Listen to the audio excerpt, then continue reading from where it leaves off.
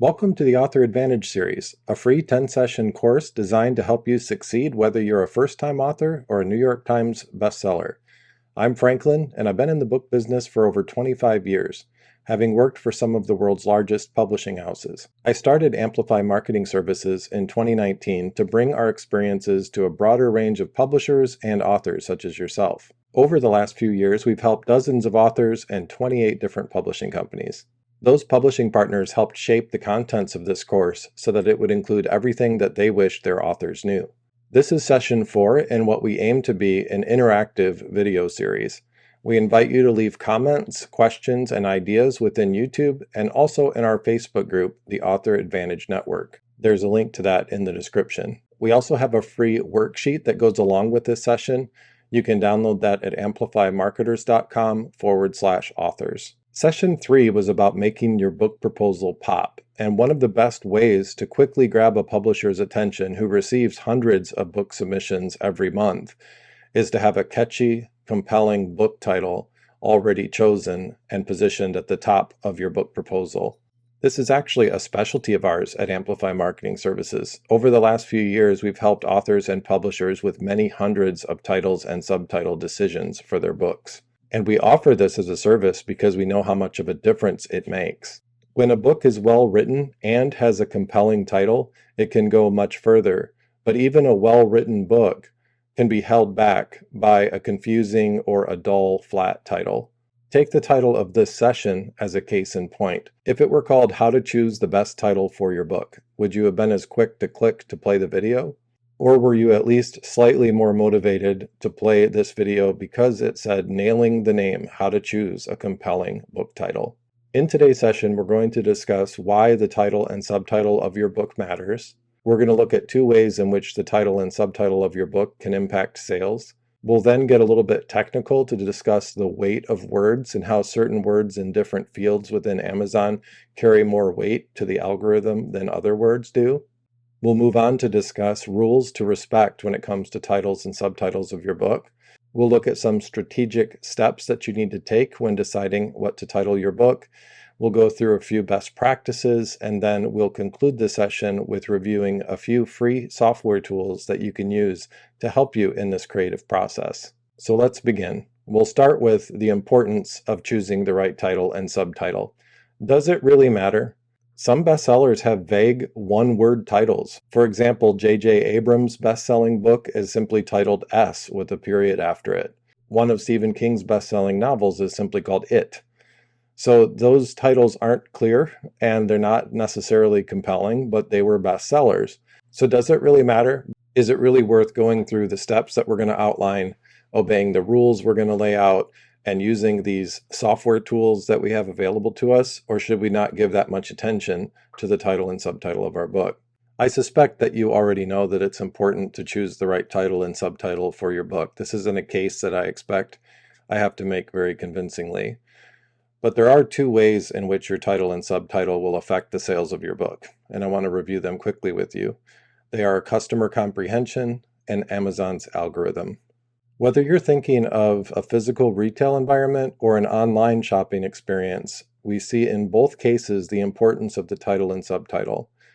For a Barnes & Noble shopper, for example, when they walk into a store, the books that publishers have paid to have special placement are shown face out. The cover image is seen, and they're placed in the line of sight, whether that's on a wall or on a table or at the point of sale. But the vast majority of the books in a Barnes & Noble store are what we call spine out, and those are the books that fill all of the aisles throughout the store. So when you're thinking of a physical bookstore shopping experience, the only thing that they see when considering a book that they want to pick up and look into further is the title. That's all they see. They don't see the cover image. They don't see the description. They don't see endorsements. All that they see is the book title. So the title has to stand out in the retail shopping experience in stores, but this is also true in an online book shopping experience. In most search results pages and in most places where books are shown, all that there is a very small thumbnail of the book cover and then the title of the book next to it. So that title has to communicate with clarity in a compelling way that this is a book that should either be clicked on to look into further or pulled off the shelf to read and flip through or to look at the back cover to find out more. So when you think of the customer's comprehension, it's the title that everything has to hang on for its success. It's the nutshell in which the whole contents of your book need to be accurately communicated in the most clear and compelling way. There's a phrase that we use sometimes in marketing called cognitive load. And that's just referring to how long it takes for your brain to process something you see. This is especially important with Facebook ads because people flip through with their thumb on their phone and they go so quickly that whether it's a video or an image that's being advertised, it has to grab attention quickly and communicate enough for them to either click to go to the website or at least click to read more and see what's in the text field of that post. And the same thing is true here with books. The book title is how we help the customer comprehend what the book's about. So it's like a sharp hook that grabs their attention, and then we have other opportunities later, like the description and the back cover copy, or maybe flap copy, where you can communicate other things about the book. But it's the title that is the first sharp hook that captures their attention. So it needs to be able to be clear and compelling. And it also should unpack some of what the content is about. Do they understand the content enough from just the title to know why it should be their next great read? So think of cognitive load, think of the time it takes to process what the book is about based on how you've captured it in the title, and think about that customer's experience, their comprehension, how they're going to see it and how much it really matters. But then there's also an element of the Amazon algorithm, and it's equally important, maybe more so than customer comprehension. People do judge a book by its cover, but they discover it by its title. At least in the online shopping experience, this is how it works. Amazon wants to show a customer the type of book that they would be interested in.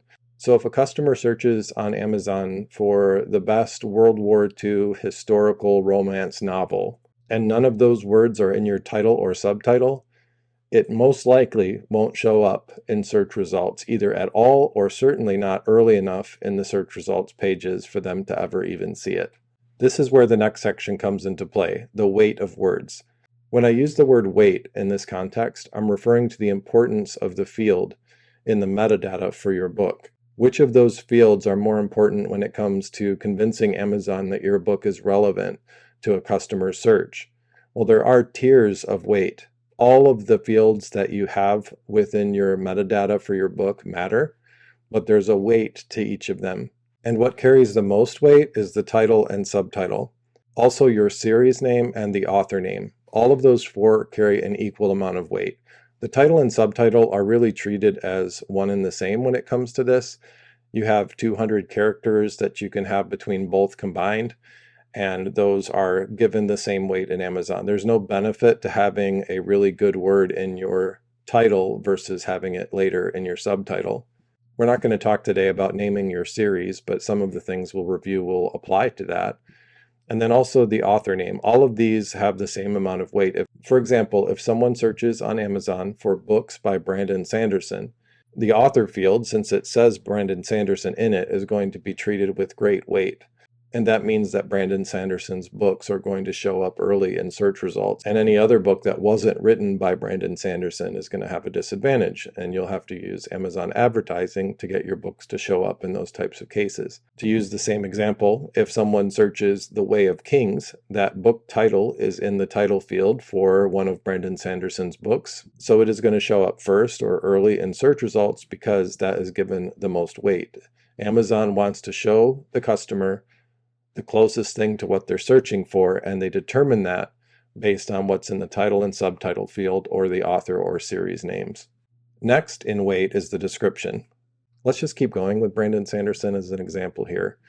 I love Brandon Sanderson's writing. I'm currently in book 3 of the Stormlight Archives and am loving it. But let's say that Brandon Sanderson is an endorser for another book. Since he is an endorser, his name won't be in the author field or the book title or subtitle, but a publisher could and should put Brandon Sanderson's endorsement within the description of the book. And in those cases, if someone is searching for books by Brandon Sanderson, because his name is in the content of the description, it has a chance of showing up in search results, but it won't show up before books by Brandon Sanderson. And that's because the description has less weight in Amazon's algorithm than the title, subtitle, and author fields. There's another tier of weight, and this is one lower than the description, and that is the back end, or sometimes it's called the off-page keywords. These are important because they do tell Amazon things that just don't fit naturally in your book's title or subtitle or description. There are words that just don't flow well, or they just feel forced and you can't fit them in appropriately in a way that seems natural. So that's the place where you'd put those words. And there are a number of rules for how you should structure that and best practices for how you should use the backend keyword field. But I just want you to understand in this session that that field is worth the least when it comes to the weight of the algorithm. So if there's a word or phrase that is searched for often on Amazon, it is in your best interest to put that in the title and subtitle field. If it just can't fit there and feels forced, it's best to put it in the description. And if you can't fit it in the description, it's best to put it in the off-page or back-end keyword field. At the time of this recording, there is another category where we would just say there's zero weight. It doesn't currently affect Amazon's algorithm at all. I give the disclaimer that this is true at the time of this recording because I hope that this will change, and it could change over time. If it does, I'll make a note of it in the description. But currently, the words that you have in your A+ modules do not get indexed by Amazon. Any words that are overlaid on images that you have in your A+ module are not indexed by Amazon. If you're using a brand story, the text and the images within that section are also not indexed by Amazon, so they carry no weight. This could change in the future, and when it does, we'll test and find out where it falls within the scale of these weights of Amazon's algorithm. But for right now, though it is important to put the right words in your A+ module and brand stories, it isn't going to trigger Amazon to show your book as relevant when searches containing those words are in them. So this is one of the most important things to understand as an author. I'm going to use Brandon Sanderson one last time. If you're Brandon Sanderson, you have such a large following, you can pretty much name your next book anything you want, and it's going to do well because people pay attention to every book that you publish. But if you're a new author, a first-time author, or even if you're an author that has a decent following, but you're not a household name, you're going to need to depend on the title and subtitle field to carry that weight to convince Amazon that your book is relevant for the searches people do on Amazon. So it's going to matter. And we'll talk later about the tools you can use to find out which words have more volume in searches on Amazon than others. There are some great tools and ways to do that, and they're all free. Let's move on now to rules that you should respect when it comes to titles and subtitles for your book. There's a link in the description to Amazon's own rules for titles and subtitles. We're not going to go through all of those, but I do encourage you to visit that page and read through those. I just want to hit a few of the highlights of them here in this session. First, know that there is a 200 character limit for both fields combined. The title and subtitle have to have 200 characters or less, and those characters include spaces. There's a free calculator on our website that you can download. It's just a simple Excel formula that will count the characters for you so that you can compare a few options and make sure that all of the options you're considering will fit within the 200 character limit. You can download that for free, no strings attached. You don't even have to give me an email to access that. But that's the first thing to understand is you do have a limit of 200 characters, but you can fit a lot of words in 200 characters. The next rule is so very important is to check trademark registries and avoid any trademarked names and titles and phrases. Don't get sold on an idea that you just love and want to run with, and then later find out that that is trademarked. Over the course of my career, there have been a few examples where I've seen publishing companies print thousands of copies of a book only to realize after it arrived in their warehouse that it included a trademark name. And many publishers will enforce those trademarks. Another important rule is not to try to game the system by putting words that are related to the best-selling status of you as an author or of a book in particular. You can't put that in your title or subtitle, so don't think that you can game it by trying to show up when people search for the best book on or the best-selling book on. That just won't work. That will get caught, it will get flagged, and you won't be able to use it. Don't incorporate the word best-selling in your title or subtitle field. Also, don't include the name of a different book, whether it's your own book or a book by another author. That's not allowed, so it's best to not even try that. Don't include any other author names in your book title or subtitle either. There are many other rules to respect, so go to the Amazon site and look through those, but those are just the main ones I wanted to hit in this session today. Now let's move on to the strategic steps that you should take when it comes to choosing a title and subtitle for your book. First, it's strategic to give yourself as much time as possible, so start early. When you first start out writing a new book, try to think as early as possible of how you can capture the essence of the book in a title and subtitle. One of the benefits of starting early is that you can factor that into the content of your book. In a moment, you're going to learn how you can find out which words are searched for the most on Amazon that are relevant to the content of your book. But if you start that research and find out those words early enough, you might be surprised to learn that there are a couple of words related to the words you want to use that might be worth incorporating into your content so that you can use them accurately. That if a certain extra word or phrase to be accurate to have in your title would require making that a part of your content, it could be worth baking that into your book's content plan.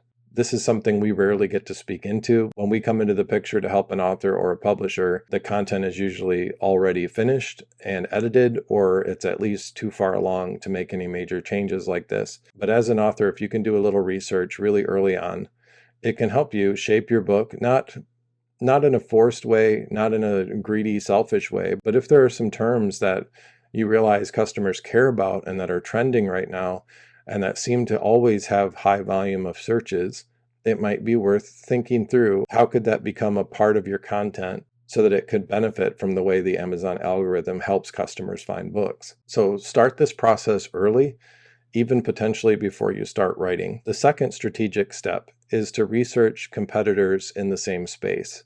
Look at the titles that they've chosen, the titles and the subtitles, and learn from that. Draw inspiration from it. Try to interpret why a certain book is in the bestseller list in the same category. Is it because of the clarity and the compelling nature of the title and subtitle? Draw inspiration, and you'll find that there are other ways of saying the same thing that another book says. I do a lot of market research for our clients, and this is one of the things that helps me be the most creative.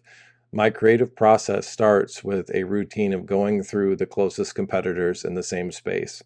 And the point is not to copy or duplicate anything that they're doing, but it's just to learn, to draw inspiration, and even to record the names of those books so that you don't accidentally copy them. If a book's title really resonates with you when you're doing some research, it's easy to forget later on, months later, that a phrase that really jumps out at you is actually in your memory because it was the title of another book in the same genre. Another strategic step, once you get far enough along that you have a few strong options that you're considering for your title and subtitle, is to ask trusted friends and colleagues. And I say trusted in the sense of people who will give you their honest opinion. Tell them as little as possible about the content of your book when you do this, and then ask them two things. Ask them if they would be interested in a book by this title or subtitle, and then ask them what they think the book would be about based on the title and subtitle. And that should teach you quite a bit if you have friends who will be honest and tell you their opinion. You can also do a poll. Take whichever social media platform that you have the largest following on and do a poll and ask your audience which of the potential titles and subtitles are the strongest to them. Use that to inform your decision. Those are just 4 strategic steps. We could list others, but those are just 4 things that we recommend doing when you're making this important decision. Now let's review a few proven best practices. Sometimes there are words that I really want to fit into a title and subtitle because there's a lot of search volume around it on Amazon, but it just doesn't fit. That's when you put that word in the description and you choose the next highest search volume term that does flow naturally. So there is this art and science. Look at the data to see how many people are searching for that each month, but then also consider how can this flow smoothly and does it communicate clearly the content of the book in a compelling way to my audience. The second best practice is simply to use title casing for the title and subtitle. That means the first letter of each word is capitalized. Sometimes publishers don't use title casing in the subtitle field, but we do recommend it and it is a best practice. The third point goes back to your competitor research. Although you shouldn't copy anything that you see in other similar books, you can consider using something that's similar in tone and feel to the best-selling books in your genre. But we're going to go through some tools that can help you do this. But there are a number of ways that you can land on a title that just resonates with someone as being in the same space as a book that they love.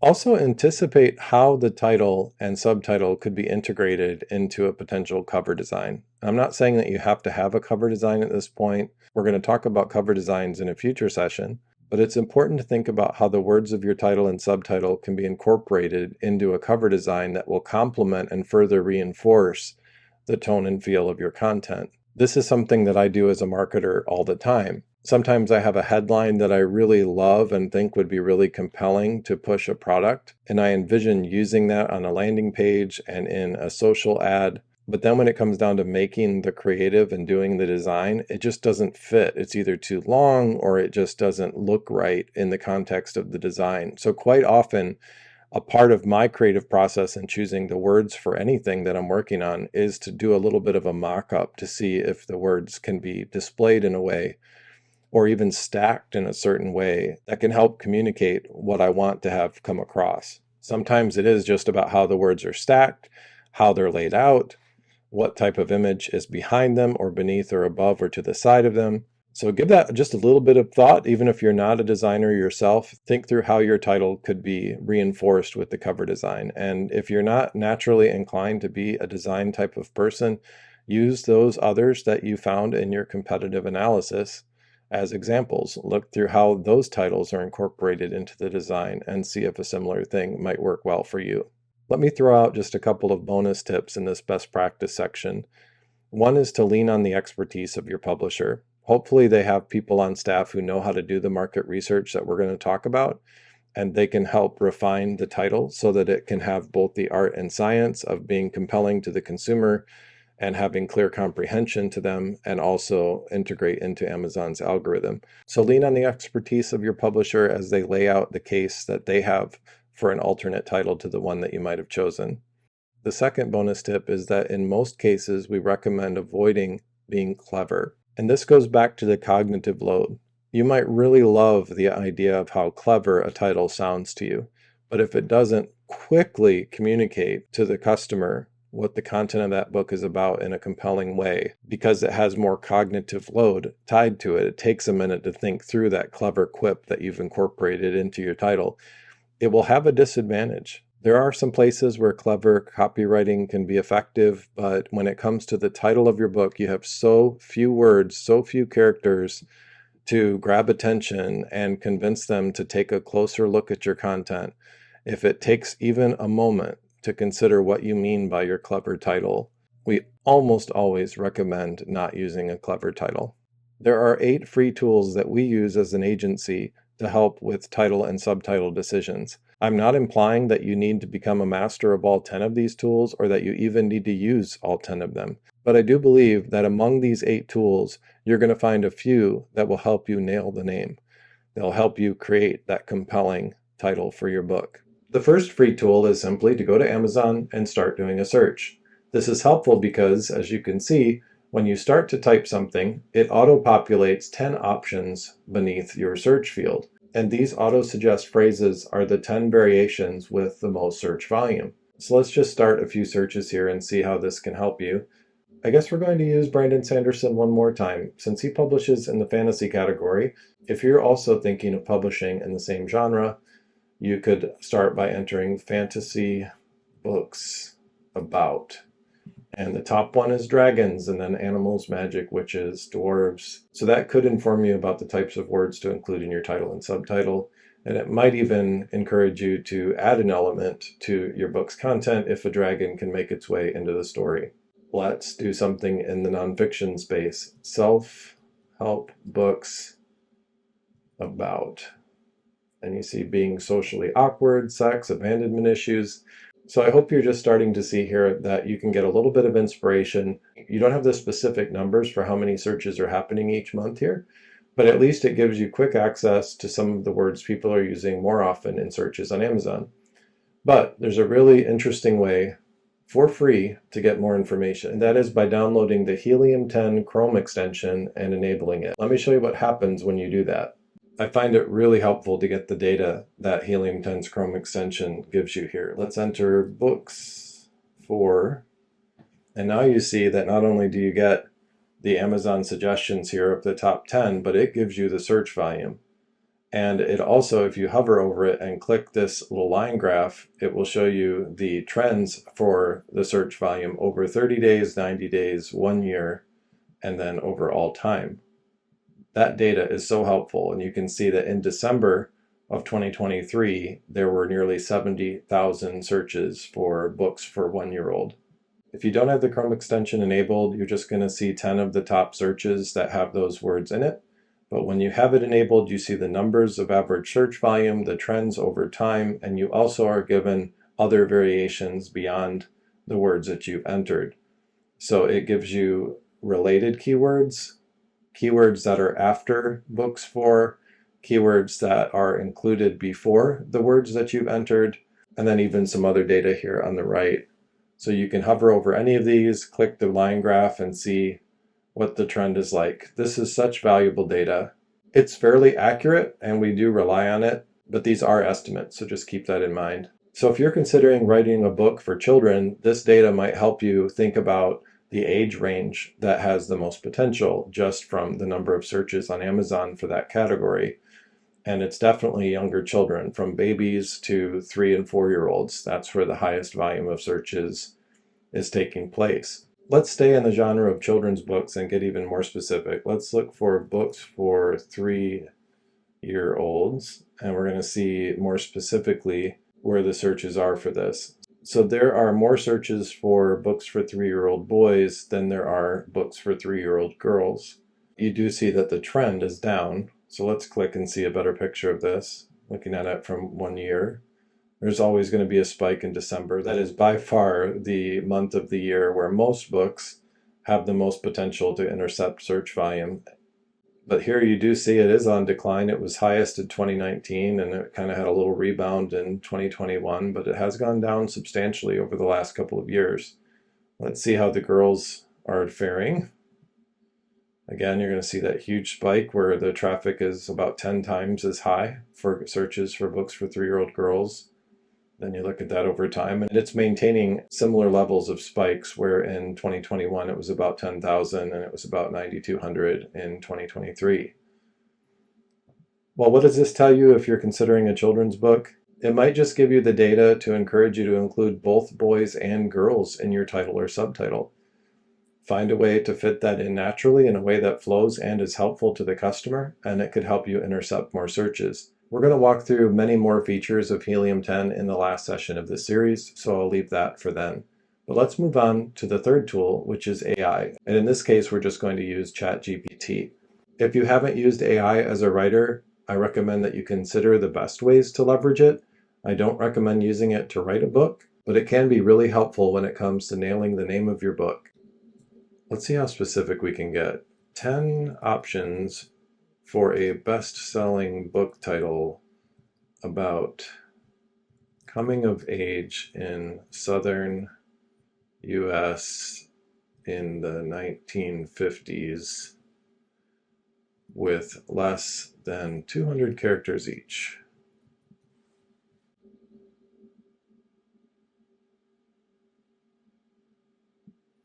And there you have some options to consider. Now, again, you should not rely solely on AI. You need to take any of these options back through the other steps and go through the Trademark Registry, and just go back to Amazon too and enter any of the book titles you're considering to make sure that they haven't been used by others before. It doesn't mean that you can't duplicate it, but you want to at least know that and consider it. Let's try another one. Let's do 10 options of a book title on mental health for aging men, under 200 characters each.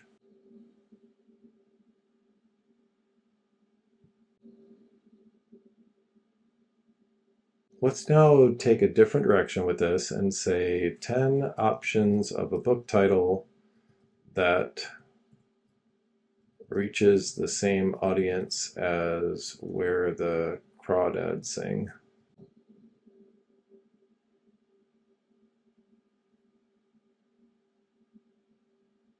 There's some good options to consider there.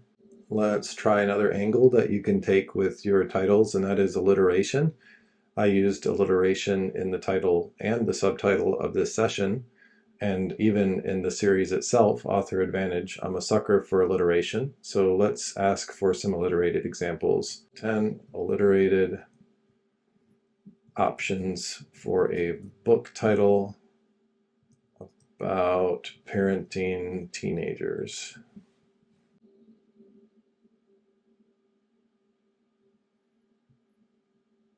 Sometimes you're going to see something that just really nails it, and you'll want to use it as is, or at least pursue whether it should be used as is. But other times you'll just get enough inspiration from what you see to take it further and refine it and fine-tune it for your content. But Chat GPT and AI tools are excellent for just helping you come up with other options and ways of saying things. The Trademark Registry is another tool that we have a link to in the description. You just click to search the system and enter the words that you're thinking of, and you can just go through and see which trademarks have been registered that contain the words in your search query. So I do recommend that you go there once you're refining your options. The next two tools are thesaurus.com and rhymezone.com. Before AI became popular, these were two tools that I used all the time when refining copy. And I still go back to them often because I'm used to them and they're so simple and direct. When I either want a title to rhyme or I want to find variations of a word that I like in another book's title that I can't just copy and use. So I do still use these two tools, but they aren't necessary if you like to use Chat GPT instead. Another great tool is Google's free keyword planner. It is free, but you do have to have a Google Ads account to use it. You could just set something up and never run an ad and still benefit from the tool. But this is a fantastic tool that helps you see search volume on Google, which is also important to know, not just the search volume that is on Amazon. When you go to Google's keyword planner, you have a few options and each of them are valuable, but let's just look at the Discover New Keywords. And we'll just start with a word like parenting books. And let's see the results over the last year. You can hover over the line graph and see the blue line, which gives you the total number of searches, and then the red line shows you how many of those are on mobile devices. And this gives you a year's history in the default setting. But if you go further down, you can see variations based on what you entered. So best parenting books, 1, 2, 3 magic, gentle parenting books, and each of these have their own data for that specific variation. So it helps to give you ideas that you don't even know to search for to see what the volume is. And then similar to the way that Helium 10 works, you can hover over the graph and you can see the trend over time. If you're going to do a Google ad strategy, it even gives you estimates of what it will cost to get a click on an ad that is targeting that phrase. And it shows it to be a range between 28 cents and 71 cents for each click. But the competition is high. There are a lot of companies bidding on parenting books. Let's do fantasy books.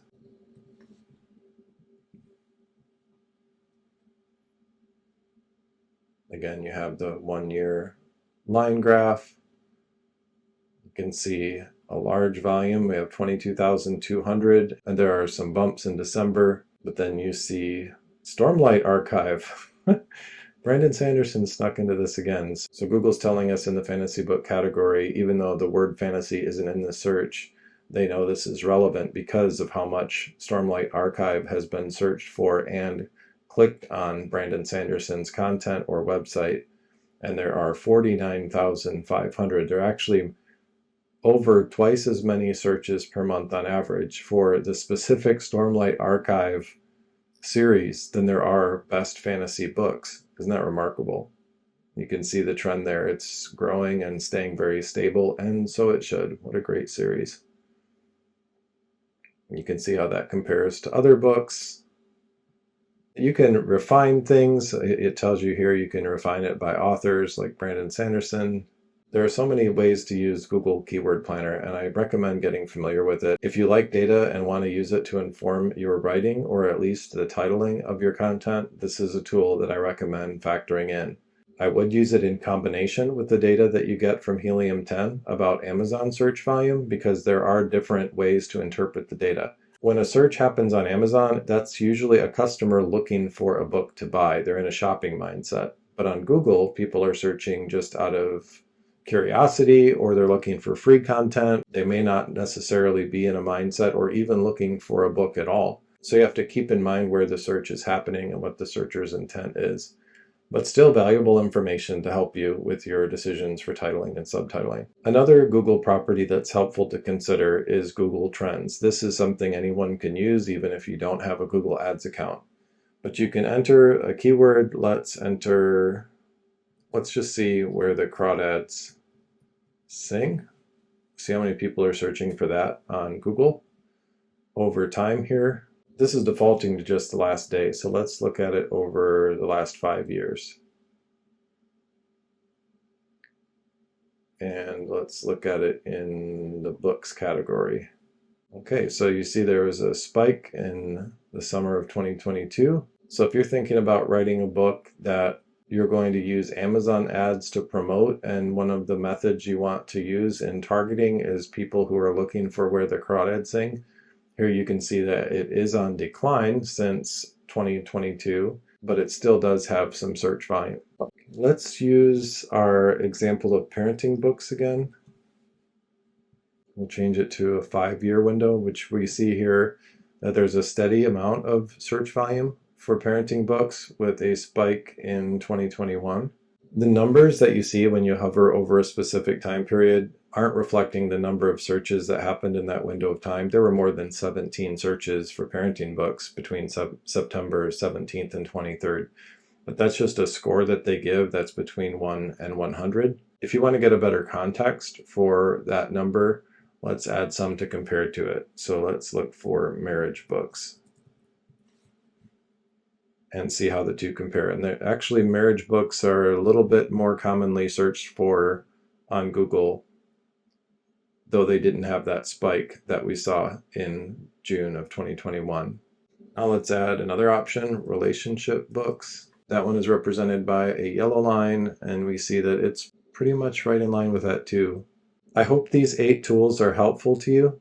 Don't feel guilty about using them. Your creative process can actually be inspired by and informed by data. So we recommend using data from tools like these 8 that we've walked through today when it comes to nailing the name of your book. Thank you for watching session 4. Please leave questions and comments in YouTube and in our Facebook group so we can all benefit from each other's feedback. The next session is about how to write and format your book's description so that when your book title compels people to consider your book, the next thing that they'll look at is your book's description, and you can seal the deal and capture the sale by the way that you have written and formatted that description.